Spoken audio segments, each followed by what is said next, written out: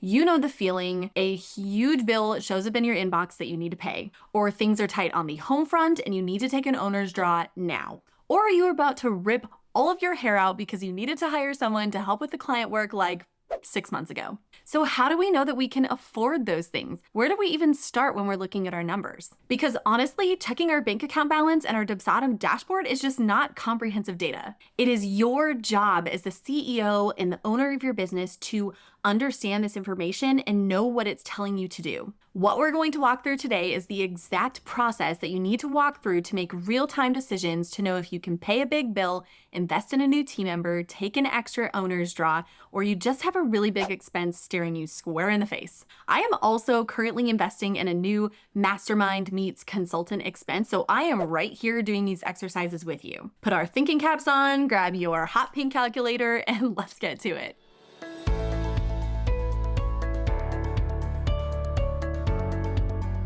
All right, first things first, let's talk about the reports that you want in hand before we start analyzing all of this. You are going to want a profit and loss report, sometimes called a P&L, and a cash summary if you have one. You can also pull up your bank account statement, but that is really just optional. We really are going to be looking at your P&L the most. Number one is your average profit per month. Remember, profit is what's left over after expenses. So revenue minus expenses equals profit. Profit is what's left over. So go ahead and take a look at your profit and loss. Run that in your accounting software, look at your spreadsheet, but find what that leftover number is. And if you can really look at your profit and loss by month, that's even more helpful. Then you want to take the total year-to-date profit divided by the number of months data that you have. So right now it is October 6th as I'm filming this. So I have 9 months of data. I want to take the total year-to-date profit divided by 9, and that is your average profit per month.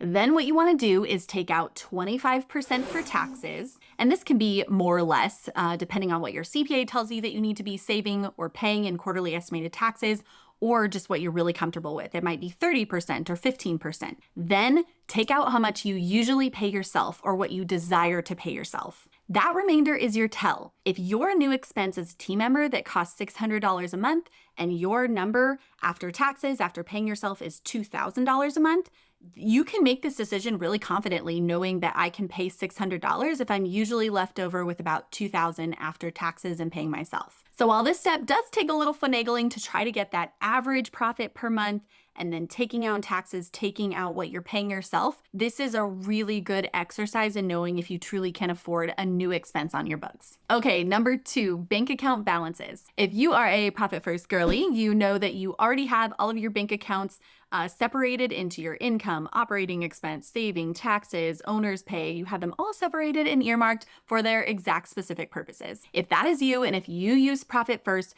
take a look at either your operating expense or your savings account or potentially just your profit and see if there is enough in that one account to just cover the entire expense. That's really helpful to look at if you are looking at investing in like a course or a mastermind that is a one-time payment. You can really see, do I just have the money in the bank account right now to be able to cover this expense? If you were thinking about hiring a team member, can the money in your bank account cover the first few months of this expense while you are working to increase your revenue to cover this expense over time?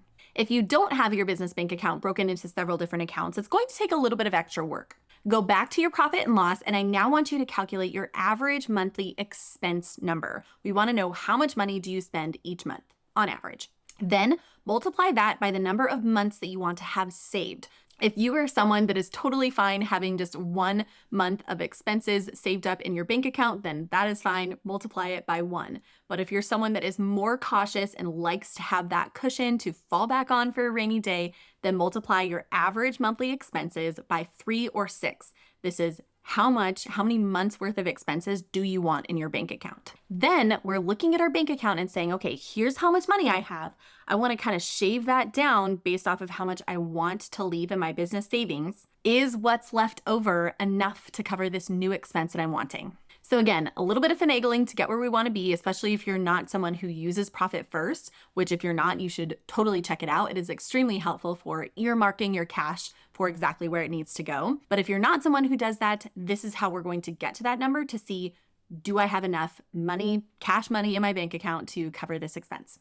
All right, number 3 is projections. This one is so fun. I love doing this for my business. So really all we're gonna do here is just make a list of your recurring client payments or your projections for an upcoming launch, and then make another list for all of your recurring expenses. For your expenses, you can either take your average monthly expenses and kind of put that in month over month, or you can track which expenses am I going to have over the next couple of months. And you can do this for 3 to 6 to up to 12 months in the future. You can easily do this in a spreadsheet. You can do it on a piece of paper, on the back of a napkin, literally however, but I actually do have a business budget spreadsheet that is very simple, easy to use, has all of the calculations in there for you, and is magenta pink.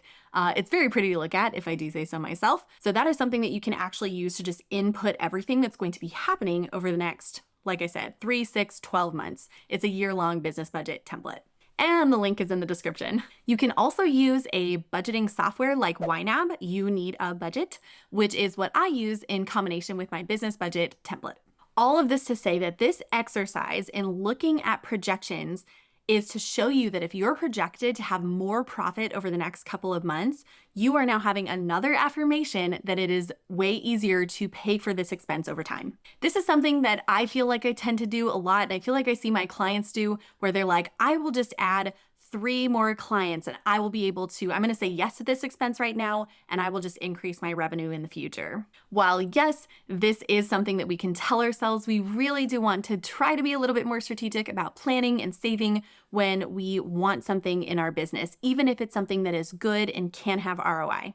Okay, to recap, these 3 exercises are finding your average profit per month, checking out your bank account balance, and looking at projections to see if we really can afford to pay this big thing in our business. This is the best way to truly make sure that you are saving and planning properly instead of just impulse spending. I am literally talking to myself here. Calling for a spending freeze and waiting just a couple weeks or a couple months before you actually make this decision makes a huge difference in putting yourself in a pinch or actually calmly and rationally making this decision in your business. I cannot wait to see where your business takes you with this level of planning and intentional spending. You have got this. See you next week, friend.